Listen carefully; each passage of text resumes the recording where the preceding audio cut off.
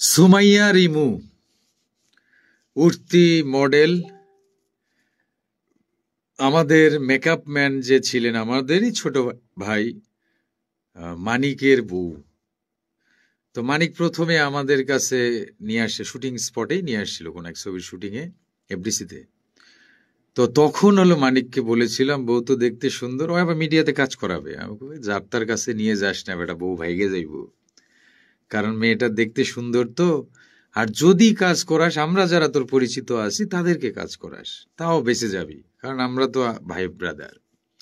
এই মেয়েটা কিন্তু শাকিব খানকে নিয়ে অনেক, শাকিব খান 3 নাম্বার বউ হবে, মানে একটু ভাইরাল হওয়ার খুব ইয়ে।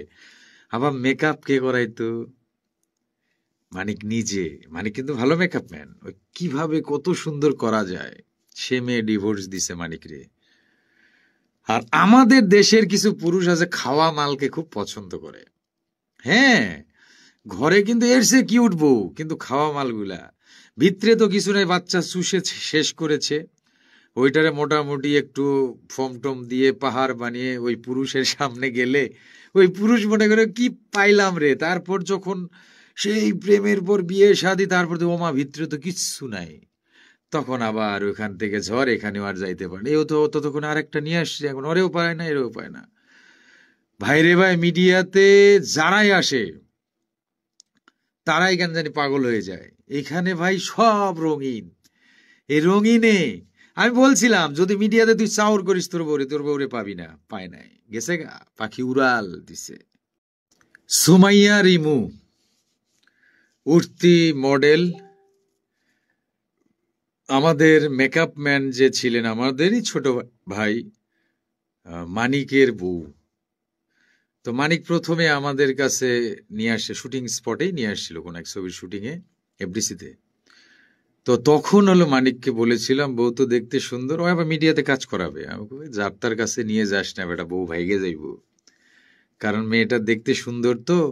আর যদি কাজ করাস, আমরা যারা তোর পরিচিত আছি তাদেরকে কাজ করাস, তাও বেঁচে যাবি, কারণ আমরা তো ভাই ব্রাদার। এই মেয়েটা কিন্তু শাকিব খানকে নিয়ে অনেক, শাকিব খান 3 নাম্বার বউ হবে, মানে একটু ভাইরাল হওয়ার খুব ইয়ে। আবার মেকআপ কে করাইতো? মানিক নিজে। মানিক কিন্তু ভালো মেকআপ ম্যান, ওই কিভাবে কত সুন্দর করা যায়। সে মেয়ে ডিভোর্স দিছে মানিক রে। আর আমাদের দেশের কিছু পুরুষ আছে খাওয়া মালকে খুব পছন্দ করে। হ্যাঁ, ঘরে কিন্তু এর সে কিউট বউ, কিন্তু খাওয়া মালগুলা ভিতরে তো কিছু নাই, বাচ্চা চুষে শেষ করেছে।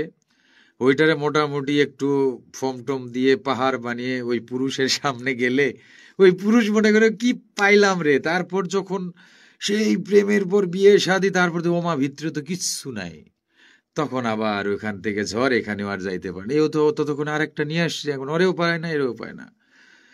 ভাইরে ভাই, মিডিয়াতে যারাই আসে তারাই কেন জানি পাগল হয়ে যায়। এখানে ভাই সব রঙিন। এই রঙিনে আমি বলছিলাম, যদি মিডিয়াতে তুই চাউর করিস তোর বউরে পাবি না, পায় নাই, গেছে গা, পাখি উড়াল দিছে।